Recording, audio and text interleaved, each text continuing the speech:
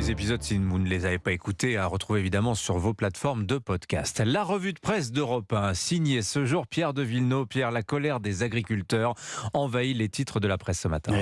Action choc, titre choc, ils se battent pour ne plus être sur la paille, titre le journal de Saône-et-Loire. Comment la lutte s'organise pour l'Ardennais, défendre leur beefsteak dans Libération Champagne, le quotidien de Troyes dans l'Aube. Stop ou encore, titre le Courrier Picard, détaillant les blocages toute la journée dans l'Oise, l'autoroute A1, la plus passante d'Europe pourrait agréger l'essentiel des actions en cette journée. Dans la Voix du Nord, justement, cette question, les agriculteurs doivent-ils nuire pour se faire entendre ? Nuire et donc bloquer la population. Dans les témoignages, l'un d'eux explique qu'ils auraient pu faire beaucoup plus fort, beaucoup plus tôt, mais justement, ils pensent aux autres professionnels qui se voient obligés de trouver des chemins de traverse.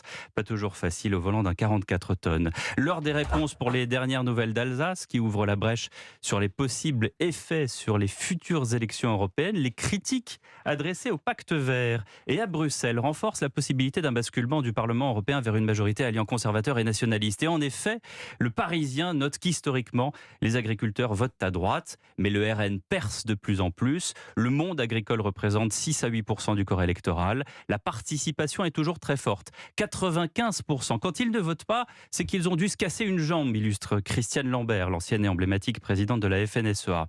Et dans le Figaro, les services de renseignement s'inquiètent désormais d'un débordement de la colère. Si l'attente de réponse du gouvernement était trop longue, il ne faudra pas faire du en même temps, suggère une source gouvernementale après une réunion entre 4 minutes dans le premier. Et l'invité surprise de cette crise agricole, Pierre, c'est Karine Le Marchand. Oui, l'animatrice de L'amour est dans le pré qui déclare « S'il y a une grande manif, je monterai sur les tracteurs ». Cette colère, elle ne m'étonne pas, elle me fait plaisir. Karine Le Marchand de nous livrer son analyse. En France, il y a une vraie rupture entre ceux qui décident en haut lieu de la vie et du sort des petites gens. L'agriculture est en train de mourir, dit-elle. L'heure est grave. Nous devons remercier les agriculteurs pour ce qu'ils donnent et il faut qu'on achète leurs produits au juste prix. Alors l'autre titre majeur dans la presse ce matin, c'est la décision du Conseil constitutionnel sur la loi immigration. Et Cécile Cornudet des Échos résume assez bien les choses. Le pouvoir s'est servi de LR pour montrer qu'il agissait et du Conseil constitutionnel pour montrer qu'il peut faire sans les LR. Le gouvernement exulte sur l'air de « On vous avait bien dit que les mesures rajoutées par la droite au Sénat ne tenaient pas juridiquement ». Litanie reprise dans le Figaro par Guillaume Tabar avec ce dialogue imaginaire. Le gouvernement républicain.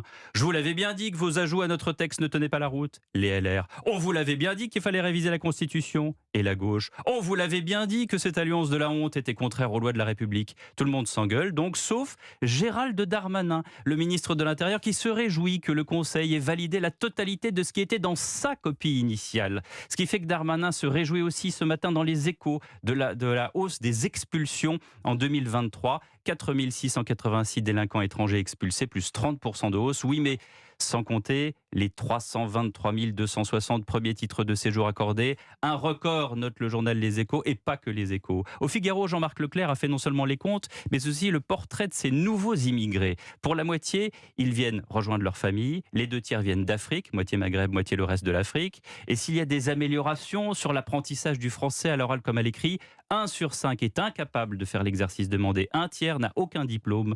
15% est au chômage. 11% reste au foyer. C'est peut-être la raison pour laquelle Laurent Wauquiez, habituellement silencieux, sort du bois en une du Parisien aujourd'hui en France et demande solennellement un référendum sur l'immigration.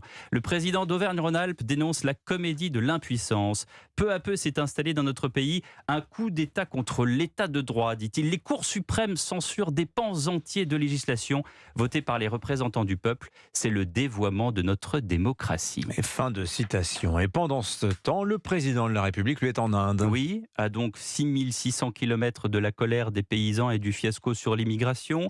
Que diront les Français lorsqu'ils verront ce matin dans le Figaro Emmanuel Macron dans les bras du Premier ministre Modi? Un accueil très indien lui a été réservé.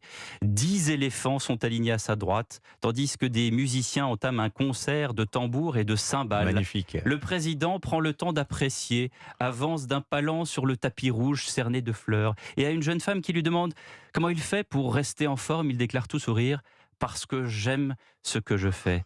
L'Élysée affirme que le président sera de retour demain matin. Vers la revue de presse d'Europe 1, signée Pierre de Villeneuve. Merci beaucoup, Pierre.